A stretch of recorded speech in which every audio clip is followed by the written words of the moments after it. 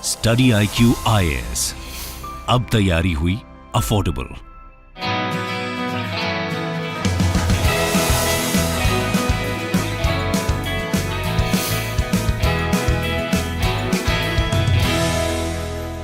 खाली समय में क्या करती थी दिव्या?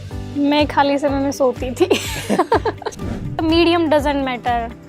हिंदी मीडियम से हैं, उनको इंग्लिश से दूर नहीं भागना चाहिए। मम्मी का बेसिकली मैं उनको देख के मोटिवेट होती थी कि मुझे ऐसा लगता था कि शायद उनके लिए मुझे करना है ये सब। आंसर राइटिंग तब होनी तो चाहिए जब आपके पास इतनी नॉलेज है कि आप लिख सकें। ऐसा है कि आपकी लैंग्वेज एक स्टैंडर्ड की होनी चाहिए, ऐसे नहीं कि जो आप मतलब बात कर रहे हैं जिस लैंग्वेज में वो ही लिख दें। कोचिंग जरूरी है, आपको अपने आप पे भरोसा रखना है और बस मेहनत करनी है। सफर में धूप तो होगी, जो चल सको तो चलो। सभी हैं भीड़ में, तुम भी निकल सको तो चलो। किसी के वास्ते राहें कहाँ बदलती हैं, तुम अपने आप को खुद ही बदल सको तो चलो। सफर में धूप तो होगी। निदा फाजली साहब की ये पंक्तियां बहुत सटीक बैठती हैं नो योर टॉपर की इस सीरीज में आज की हमारी गेस्ट पर। नमस्कार दोस्तों, मेरा नाम राघवेंद्र शर्मा है और 2021 में हुई सिविल सेवा परीक्षा में मैंने 340वीं रैंक प्राप्त की है और मुझे इंडियन पुलिस सर्विस यानी IPS अलॉट हुआ है। नो योर टॉपर सीरीज में आज हमारी जो गेस्ट है, मुझे लगता है उनको किसी इंट्रोडक्शन की ज़रूरत नहीं है, but she is Divya Tanwar और हिंदी मीडियम से टॉपर हैं। थैंक यू दिव्या आने के लिए। ऑल्दो मैंने जैसे कहा कि आपको किसी इंट्रोडक्शन की ज़रूरत नहीं है, बट फिर भी मैं चाहूँगा कि आप एक बार शॉर्ट में अपने बारे में थोड़ा बताइए। मेरा नाम दिव्या तंवर है। मैंने UPSC के 2021 में 438 रैंक हासिल की है और मैं हरियाणा के महेंद्रगढ़ डिस्ट्रिक्ट के निम्बी गांव से बिलोंग करती हूँ। और मैंने अपनी स्कूलिंग के बाद अपनी ग्रेजुएशन अपने डिस्ट्रिक्ट के कॉलेज से की है और उसके बाद मैंने अपनी UPSC की प्रिपरेशन स्टार्ट की और फर्स्ट अटेम्प्ट में आई गोट IPS। सो दिव्या, पहला सवाल यही कि UPSC के बारे में सोचा कहाँ से, क्योंकि हरियाणा में शायद अभी तक उतना क्रेज़ नहीं है जैसा हम अदर नॉर्दर्न स्टेट्स में देखते हैं, तो ये UPSC का आइडिया आपके मन में कहाँ से आया? मतलब UPSC का मैंने अपने ग्रेजुएशन के टाइम सोचा था और ग्रेजुएशन में ही मैंने मतलब YouTube पे जो टॉपर्स होते हैं उनको देखा और मतलब वहीं से मुझे लगा कि एक बार मतलब UPSC ट्राई करना चाहिए और उसके बाद आफ्टर माय ग्रेजुएशन मैंने मतलब एकदम स्टार्ट कर दिया था। और जैसे कि हम जानते हैं आपने तैयारी ज़्यादातर घर से ही की है। यस। तो दिव्या, कितनी मुश्किलें आई कि आप घर से अपने एक छोटे से कमरे में बंद होकर के आप तैयारी कर रहे हैं, आपके पास वो एक्सपोजर नहीं है जो यूजुअली सिटी में मिलता है। जी। तो कैसा था वो, कितनी मुश्किलें आई? मतलब हम ये तो नहीं कह सकते एकदम कि मुश्किलें ही उनको कहेंगे, मतलब मैं इंजॉय करती थी अपनी पढ़ाई। मुझे ऐसा नहीं लगा कि बहुत ही मुश्किल है, लेकिन थोड़ा सा बस ये होता है कि आपके पास सोर्सेस कम हो सकते हैं। जैसे गांव में मैगजीन आपको अवेलेबल नहीं हो पाएंगी या फिर टेस्ट सीरीज, मतलब आप जो टेस्ट लिखेंगे उनको इवेल्युएशन के लिए कोई आपको नहीं मिल पाएगा। लेकिन मैं ऑनलाइन मतलब ये चीज़ें अरेंज कर लेती थी, जैसे इवेल्युएशन हो या फिर मैगजीन्स हो। तो दिव्या, जैसे UPSC के जो एस्पिरेंट्स हैं उनके दिमाग में कहीं ना कहीं ये धारणा बनी हुई है कि अगर तैयारी करनी है तो तुम्हें दिल्ली जाना पड़ेगा, मुखर्जी नगर या ORN में रहना पड़ेगा, इसके बिना तैयारी नहीं हो पाती। तो आपकी क्या राय है उस पर? नहीं, मुझे ऐसा नहीं लगता है कि आप अगर दिल्ली आएंगे तो ये आपका सिलेक्शन होगा। बस आपको मेहनत करनी है, अच्छे से पढ़ना है। तो मुझे लगता है वो आप घर पे रह के भी पढ़ सकते हैं और मतलब अगर आप कंफर्टेबल हैं तो दिल्ली रह के पढ़ सकते हैं। और आपने कोई कोचिंग भी नहीं की थी, आपने सेल्फ स्टडी की है? जी। तो दिव्या, अगेन कोचिंग को लेकर के आपका क्या ओपिनियन है? क्योंकि ये अगेन लगता है लोगों को कि अगर हम कोचिंग नहीं कर पाएंगे तो शायद हम डिसएडवांटेज पे रहेंगे। हमारे साथ जो कॉम्पिटिटर्स हैं वो कोचिंग कर रहे हैं, उनको सारी मतलब कोचिंग मटेरियल एंड एवरीथिंग मिल रहा है। तो आपको क्या लगता है कोचिंग का क्या रोल रहता है, कितना इंपॉर्टेंट है? मुझे ऐसा लगता है कि कोचिंग मस्ट तो नहीं है। मतलब ऐसे बहुत से टॉपर्स मैंने खुद देखे हैं, मतलब जो मेरे बैच के भी हैं या पहले भी, जिन्होंने विदाउट एनी कोचिंग मतलब सेलेक्ट हुए हैं। तो मुझे ऐसा लगता है बस कोचिंग से आपको ये फ़ायदा हो सकता है कि गाइडेंस मिल जाती है प्रॉपर, लेकिन ऐसा नहीं है कि कोचिंग ज़रूरी है। आपको अपने आप पे भरोसा रखना है और बस मेहनत करनी है। तो मुझे लगता है वो विदाउट कोचिंग भी बिल्कुल किया जा सकता है। यस। करेक्ट। अक्सर लोग ऐसा कहते हैं कि जो बोलते हैं कि फर्स्ट अटेम्प्ट में क्लियर कर लिया, झूठ बोलते हैं। तैयारी लोग 4-4 साल से कर रहे होते हैं। तो आपने कब से तैयारी शुरू की थी? मैंने अपने ग्रेजुएशन के जस्ट बाद स्टार्ट कर दिया था। मतलब शायद जून में मेरा मतलब एग्ज़ाम्स थे फाइनल ईयर के और उसके बाद जुलाई से मैंने शुरू कर दिया था अपने प्रिपरेशन और उसके बाद लगभग 1 ईयर के बाद प्रीलिम्स था और उसके बाद मतलब इस जर्नी में लगभग हाफ ईयर लग जाता है। जैसे पहले आपका प्रीलिम्स होता है, देन मेंस होता है। तो मतलब बेसिकली आपने 1 साल की ही तैयारी की है, तो मतलब 1 साल में किया जा सकता है। ऐसा नहीं है कि आप झूठ बोल रही हैं और आपने हमेशा से तैयारी करके रखी। ठीक है। और जैसा आप हिंदी मीडियम से टॉपर हैं, तो ये देखा जाता है, मतलब अगर आप स्टैटिस्टिक्स भी देखें तो ऐसा है कि हिंदी मीडियम से बहुत कम लोग सिलेक्ट हो रहे हैं। इनफैक्ट 2010 के बाद से ऐसा देखा जा रहा है कि जो टॉपर्स या हिंदी मीडियम से जो सिलेक्शन है वो कम होता जा रहा है। तो आपको क्या लगता है, क्या रीज़न हो सकता है इसके पीछे? मैं ये कहूँगी कि देखिए यूपीएससी के लेवल पे कोई बायसनेस तो नहीं होती होगी, मतलब कि मीडियम को लेके कि आप हिंदी मीडियम से इसलिए आपका सिलेक्शन नहीं होता है। लेकिन बस थोड़ा सा ये है कि हो सकता है कि हिंदी मीडियम में थोड़े सोर्सेज कम होते हैं, जैसे कंटेंट के लेवल पे आपके पास साइट्स आपके पास थोड़ी कम होंगी। तो उसके लिए हम ये कर सकते हैं कि हिंदी मीडियम वाले थोड़ा एक्स्ट्रा एफर्ट कर सकते हैं, मतलब जहाँ हमको अच्छे सोर्सेज इंग्लिश मीडियम में मिल रहे हैं वो हम फॉलो कर सकते हैं। मतलब तो सिलेक्शन कम होने की वजह शायद हो सकता है कि हमारी मेहनत में कमी रही हो। Correct. लेकिन यूपीएससी के लेवल पे ऐसी बायसनेस तो मुझे नहीं लगती। मतलब सिर्फ मीडियम आपके हाँ, सिलेक्शन ना होने का कारण नहीं है। बिल्कुल, अगर आप पूरी मेहनत करेंगे तो, और इस बार तो बहुत अच्छी रैंक भी आई है हिंदी मीडियम से, सिलेक्शंस भी हुए हैं। मतलब वही बात कि ऐसा भी देखा जाता है, मैं इनफैक्ट कुछ लोगों को जानता हूँ जो हिंदी मीडियम से हैं, जी बट वो कहीं ना कहीं उनका सिलेक्शन नहीं होता है, और वो उनको हमेशा ये लगता है कि ये मीडियम की वजह से नहीं हो रहा है। नहीं। तो उनको सबसे बड़ा ये लगता है कि हम हिंदी से इंग्लिश चेंज कर लें। कई ऐसे लोग होते हैं नहीं। जिन्होंने पढ़ाई हिंदी में की है, जी। बट वो चाहते हैं कि हम इंग्लिश में चेंज करके इंग्लिश में पेपर दें। मतलब जिस लैंग्वेज में आप एकदम कंफर्टेबल हैं, जिस लैंग्वेज में आपको लगता है कि आप अच्छे से मतलब अपने आंसर्स को एक्सप्लेन कर पाएंगे, आपको वो चूज करना चाहिए। मैं मतलब मीडियम डजंट मैटर मच की, मतलब इससे फर्क पड़ेगा कि आपके पास कौन सा मीडियम है। और इस बार का रिजल्ट देख के शायद मुझे लगता है ये परसेप्शन चेंज होना जाना चाहिए कि सिर्फ मीडियम वजह होता है सिलेक्शन ना होने का। करेक्ट। सो करीब इस बार टॉप 110 में तीन चार लोग टॉप हैं, 20 में, टॉप 20 में भी 2 लोग हैं शायद। अब स्टेजेस के हिसाब से चलते हैं प्रिपरेशन की। जैसे पहला स्टेज प्रीलिम्स का होता है, तो प्रीलिम्स में भी अगर हम हिंदी मीडियम स्पेसिफिक बात करें तो एक सीसेट जो होता है जी। वो बहुत बड़ा एक हेडेक होता है हिंदी मीडियम वालों के लिए। जी। और हमने देखा कि जब सीसेट आया था तो काफ़ी प्रोटेस्ट भी हुए थे। अब सीसेट क्वालिफाइंग है, बट स्टिल एक कहीं ना कहीं हिंदी मीडियम एस्पिरेंट्स के दिमाग में रहता है कि वो कहीं ना कहीं सीसेट की वजह से पीछे रह जाए। मुझे ऐसा लगता है कि जो बच्चे हिंदी मीडियम से हैं उनको इंग्लिश से दूर नहीं भागना चाहिए, क्योंकि सीसेट में आपके पास इंग्लिश आता है, मैथ्स आता है, रीजनिंग आता है। तो अगर आपकी इंग्लिश अच्छी है तो मुझे लगता है वो एक बेनिफिट हो जाता है सीसेट में। और सीसेट के लिए एक ही मतलब इसका सोल्यूशन है कि आप बार बार प्रैक्टिस करें, मतलब प्रीवियस ईयर के जितने भी क्वेश्चंस हैं आप उनको अच्छे से करें। मतलब आप हेल्प ले सकते हैं सीसेट के लिए। चूँकि मेरा मैथ्स बैकग्राउंड रहा है और मेरी पढ़ाई भी इंग्लिश मीडियम से रही है, तो शायद मैं उतना कंफर्टेबल नहीं हूँ कि उनको बता पाऊँ कि क्या एक्स्ट्रा एफर्ट करना चाहिए। लेकिन मुझे यही लगता है आप प्रीवियस ईयर क्वेश्चन देखिए, अच्छे से कुछ हेल्प ले लीजिए, बार बार अगर आप प्रैक्टिस करेंगे तो उसी सेट हो जाएगा। तो बेसिकली मतलब ऐसा है कि आपको हिंदी मीडियम से हैं फिर भी आपको इंग्लिश से भागना नहीं है। जी बिल्कुल। आपको इंग्लिश में जहाँ पे रिसोर्सेज मिल रहे हैं उसको इंग्लिश में पढ़ने की कोशिश कीजिए जी और सीसेट की प्रैक्टिस करनी चाहिए। और एक और चीज़ मैंने देखी कई बार कि हिंदी मीडियम में जो इंग्लिश का ट्रांसलेशन होता है वो कई बार थोड़ा अटपटा हो जाता है। ऐसा कभी हुआ है? बिल्कुल होता है थोड़ा सा, वो यूपीएससी में भी 1-2 क्वेश्चंस में होता है। लेकिन मैंने वही बोला ना, अगर आपकी इंग्लिश अच्छी है तो आप एक बार इंग्लिश वाला भी रीड कर लेंगे। जैसे एस्से में हम पढ़ते हैं तो हिंदी तो पढ़ते ही हैं, साथ साथ इंग्लिश भी पढ़ लेते हैं ताकि वो अच्छे से समझ में आ जाए कि पूछना क्या चाह रहा है।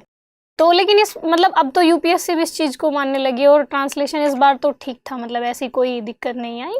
और जैसे न्यूज़पेपर एक बहुत इंपॉर्टेंट पार्ट होता है आपकी प्रिपरेशन का, और हम ये देखते हैं कि जैसे इंग्लिश में हमारे पास द हिंदू या इंडियन एक्सप्रेस है जिसका कंटेंट टॉप नॉच होता है और यूपीएससी के लिए काफ़ी अच्छा होता है। बट हिंदी में शायद वैसे न्यूज़पेपर्स उतने नहीं हैं। जी। तो आप कौन सा पढ़ती थी? मैं द हिंदू पढ़ती थी। अच्छा। मुझे भी ऐसा लगता है कि हिंदी में शायद उतना एनालिटिकल नहीं होता है जितना इंग्लिश में होता है। तो कोशिश करनी चाहिए हर मतलब हिंदी मीडियम एस्पायरेंट को कि एक बार इंग्लिश का न्यूज़पेपर देख ले, कम से कम उसका एनालिसिस देख ले। अगर प्रॉपर पढ़ नहीं पाता है तो आप यूट्यूब पे जाके किसी का भी एनालिसिस देख लो, तो उसे 1 घंटे में आपको पता चल जाएगा कि क्या क्या इंपॉर्टेंट है। सो बेसिकली मतलब आपको ऐसा नहीं है कि द हिंदू और इंडियन एक्सप्रेस बिल्कुल आप कर ही नहीं सकते। जी बिल्कुल, ऐसी सोच के साथ नहीं चलना है। कोशिश कीजिए, डिक्शनरी लेके बैठिए। हाँ, बिल्कुल आपके लिए थोड़ी मुश्किल होगी ज़्यादा, लेकिन अब आपको सिलेक्शन लेना है तो वो एक्स्ट्रा एफर्ट करना ही पड़ेगा। तो अभी प्रीलिम्स की बात हो गई और मुझे लगता है मेंस की बात करते हैं।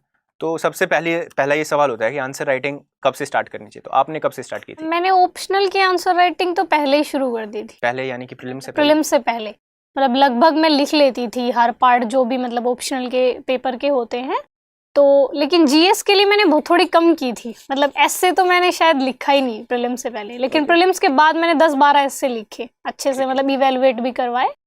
और मतलब एकदम सीरियस वाली जो आंसर राइटिंग होती है वो मैंने प्रीलिम्स के बाद ही बेसिकली शुरू की थी, लेकिन प्रीलिम्स से पहले मेरा सिलेबस सारा हो गया था, मैं एकदम तैयार थी कि हाँ अब आंसर राइटिंग शुरू करनी है। तो मतलब ये एक ज़रूरी बात है, क्योंकि मैं देखता हूँ बहुत सारे एस्पिरेंट जो भी शुरू कर रहे हैं तैयारी, और उनका सबसे बड़ा डाउट होता है सर आंसर राइटिंग कब से करना है। आंसर राइटिंग तब होनी तो चाहिए जब आपके पास इतनी नॉलेज है कि आप लिख सकें। करेक्ट, डे वन से नहीं कर सकते। जी जी, डे वन से आप नहीं कर सकते हैं। और मेंस की बात करते हैं तो मेंस में दिव्या एक जो इंग्लिश का कंपलसरी पेपर होता है उसको आपको क्वालिफाई करना होता है, उसमें भी हम देखते हैं कि कई बार हिंदी मीडियम के स्टूडेंट्स को मुसीबतें फेस करनी पड़ती हैं। तो आपकी क्या स्ट्रेटेजी थी उस इंग्लिश मीडियम के पेपर के लिए? मतलब एक तो वो क्वालिफाइंग ही होता है सिर्फ, तो मुझे लगता है इतना उसका बर्डन लेने की ज़रूरत नहीं है, लेकिन उसमें एक ऐसे आता है, आप ऐसे अच्छे से हैंडल करिए। मतलब आप पेपर देने जा रहे हैं यूपीएससी में, उससे पहले आप 2-3 पेपर लिख के देख लीजिए, मतलब पूरे टाइम बाउंड मैनर में, कि ताकि आपको वहाँ जाके एकदम ऐसा हेजिटेशन ना हो कि पहली बार लिख रहे हैं। तो बस इंग्लिश कंपलसरी के लिए आप ये करिए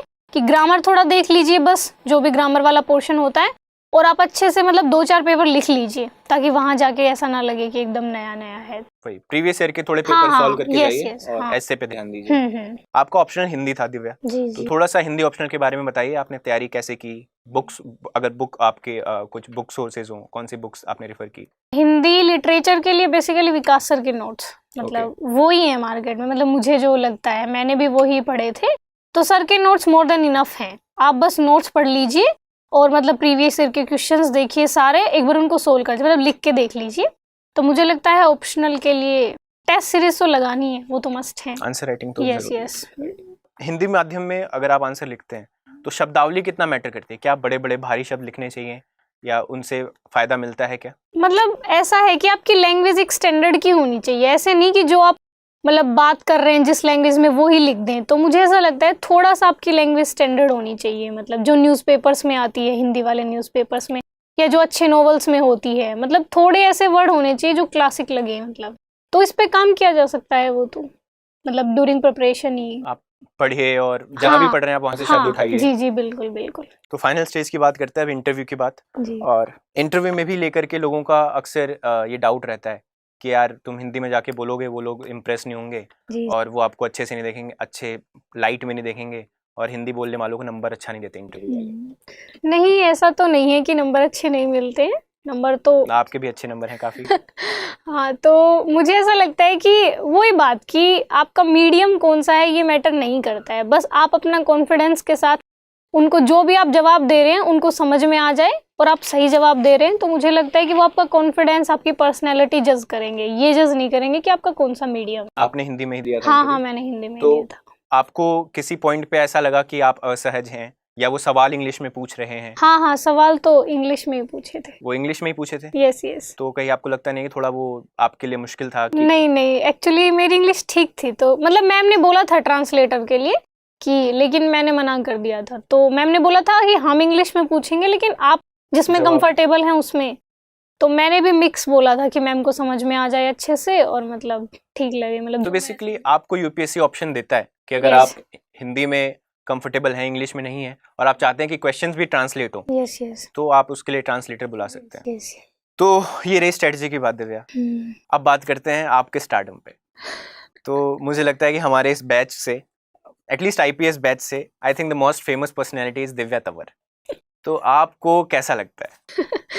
मतलब ये है कि ऐसे तो सबको ही अच्छा लगता है, और सिलेक्शन के बाद मुझे लगता है सबको स्टारडम मिलता है, ऐसा नहीं है कि किसी पर्टिकुलर। हम आपके बहुत पीछे हैं। ऐसा तो नहीं है, लेकिन वो ठीक है, वो शुरू में ठीक लगता है, उसके बाद थोड़ा सा हो जाता है कि आप कहीं भी जा रहे हैं, किसी से भी मिल रहे हैं, हर जगह लोग, तो थोड़ा सा लगता है बस। कितनी सेल्फीज दे दी अभी तक दिव्या? अब गिनती तो नहीं की। अच्छा, चलिए, एक रैपिड फायर राउंड है हमारा, ठीक है? तो उसमें मैं आपसे सवाल पूछूंगा और आपको कम शब्दों में जवाब देना। तो पहला सवाल ये है कि एक कोई सलाह जो आप 2 साल यंगर दिव्या को देना चाहेंगी, जो अभी तैयारी शुरू कर रही है 2021 में, 2020 में। मैं यही सलाह दूंगी कि अपने आप पे भरोसा रखो, हो जाएगा। तो ये सलाह मतलब कहीं से तो निकल के आ रहा है, तो कहीं ऐसा था कि आपके तैयारी के दौरान काफी सेल्फ डाउट होता था? हाँ, मतलब वो होता ही है, मुझे लगता है हर मतलब स्टूडेंट को होता होगा शायद। एक वो स्टेज आता है जब आपको डिमोटिवेटेड फील होता है कि शायद सब कर रहे हैं, हम नहीं कर पा रहे, तो मुझे लगता है कि उससे घबराना नहीं है। मतलब आप अपने आप पे भरोसा रखिए, अपनी मेहनत पे भरोसा रखिए। करेक्ट। सो हार्ड वर्क और smart work? Mixture. Okay, smart answer. अगर दिव्या तंवर की लाइफ पे एक मूवी बनती है तो आप क्या चाहेंगे? नहीं, कौन सी ऐसा- एक्ट्रेस? ऐसा तो नहीं होगा। मतलब चलिए, आप अगर बनती है तो आप किस एक्ट्रेस को चाहेंगी कि वो आपका रोल प्ले करे? रश्मिका मंदाना। अरे वाह, क्या बात है, मैं जरूर देखूंगा। और अगर आप समय में वापस जा सके तो कोई एक ऐसी चीज अपनी प्रिपरेशन में जो आप बदलना चाहेंगे? मतलब इसके लिए मुझे लगता है कि शायद थोड़ा और मेहनत, थोड़ा सोने का टाइम कम करके और थोड़ा और मेहनत। तो दिव्या तंवर ज्यादा सोती हैं? यस। ठीक है। कोई 3 हैबिट्स जो आपको लगता है एक या हर एक यूपीएससी एस्पिरेंट में जरूर होनी चाहिए? 3 हैबिट्स। कंसिस्टेंसी, कि आप रेगुलर पढ़ रहे हैं, और हार्ड वर्क और ऑनेस्टी। ठीक है, तो ये था हमारा रैपिड फायर राउंड। अभी सवालों का सिलसिला जारी रखते हुए एक सवाल जो मुझे लगता है हर आपके चाहने वाले और आपके जो एस्पिरेंट्स जो आपको एडमायर यू जानना चाहेंगे कि दिव्या तंवर ने पढ़ाई अच्छी ही सिलेक्शन ले लिया, बहुत बढ़िया, पर खाली समय में क्या करती थी दिव्या? मैं खाली समय में सोती थी। अच्छा, सोना मतलब आपकी हॉबी है? Yes yes. ठीक है। और ब्रेक्स कितने ऑफन लेते थे पढ़ाई में, अगर दिन में आप पढ़ाई कर रहे हो? जैसे आप 2 घंटे पढ़ रहे हैं तो उसके बाद आप 10 मिनट का ब्रेक ले सकते हैं, कुछ कॉमेडी देख सकते हैं। मैं कॉमेडी नाइट्स देखती थी। अच्छा, yes comedy nights with Kapil. Yes yes.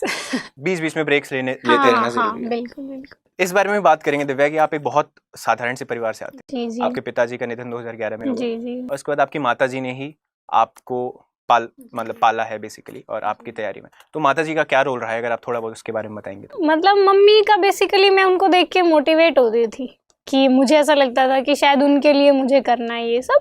तो बेसिकली बस मैं अपने मोटिवेशन के लिए, मुझे लगता है मम्मी एकमात्र थी कि मतलब मैं वहाँ से मोटिवेशन लेती थी, और उनका मतलब सहयोग तो रहा ही है। जैसे मैं पढ़ती थी तो मुझे घर का कुछ काम नहीं करना होता था, मुझे सिर्फ पढ़ना होता था। तो ये जो सहयोग, मतलब इमोशनल भी, और वो आपको वैसे भी सहयोग कर रही है कि मतलब आप पढ़ाई करिए सिर्फ, तो मुझे लगता है बहुत बड़ा फैक्टर है मेरी सफलता में। और दिव्या, जैसे आप बहुत एक हम्बल बैकग्राउंड से आती हैं, रिसोर्सेज की भी कमी थी। जी जी। राइट। बहुत सारे लोग जो आपके बैकग्राउंड से, आपके जैसे बैकग्राउंड से आते हैं, वो शायद दिल्ली नहीं जा सकते, कोचिंग नहीं ले सकते, है ना?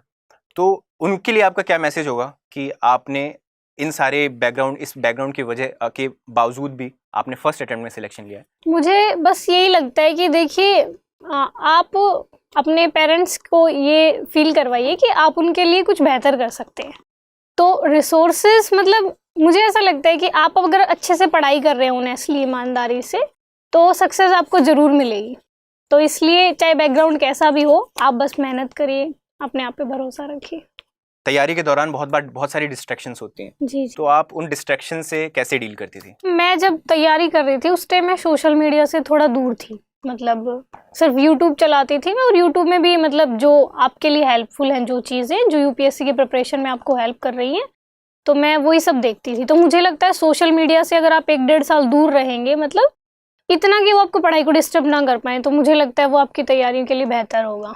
और आपने यूट्यूब मेंशन किया, तो कुछ ऐसे हिंदी मीडियम के लिए स्पेसिफिक आप कोई यूट्यूब चैनल्स ऐसे हैं जिसने आपको मदद की, जो आप सजेस्ट करना चाहेंगी, जो हिंदी मीडियम के लिए हो?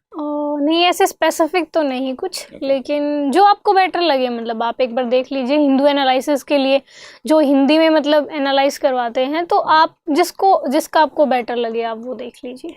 ठीक है दिव्या, और फाइनली मैं आपसे चाहूँगा कि आप जो भी एस्पिरेंट्स आपको देख रहे हैं उनको कोई मैसेज देना चाहें। मैं बस वही, जो अभी आपने पूछा कि कोई भी जो यूपीएससी में सेलेक्ट होना चाहता है उसके पास 3 स्ट्रेंथ तो होनी चाहिए, मतलब ऐसी क्वालिटीज़ कि आप लगातार अपनी पढ़ाई करें, ईमानदारी से अपनी पढ़ाई करें, अपने लिए ईमानदार रहें, अपने पेरेंट्स के लिए ईमानदार रहें, और दूसरा मुझे लगता है हार्ड वर्क। देखिए, मेहनत तो आपको करनी पड़ेगी, अगर आप मेहनत करेंगे तो सफलता आपको ज़रूर मिलेगी। Thank you Divya for coming here and talking to me. So know your topper series में आज हमारे साथ दिव्या तंवर थी, जिनसे हमने बातचीत की। ऐसे ही हम और भी टॉपर्स को लेकर के आएंगे और उनसे उनकी स्ट्रेटजी, उनकी लाइफ के बारे में बातचीत करेंगे। अगर आपके कुछ सजेशंस हैं कि किसी टॉपर को आप बुलाना चाहते हैं, या आप चाहते हैं कि मैं उनसे कुछ पर्टिकुलर सवाल पूछूं, तो आप मेरे Telegram channel Raghavendra IPS RAGHVENDRA IPS पे जा करके अपने सजेशंस डाल सकते हैं। Thank you for watching. Study IQ IAS, अब तैयारी हुई अफोर्डेबल।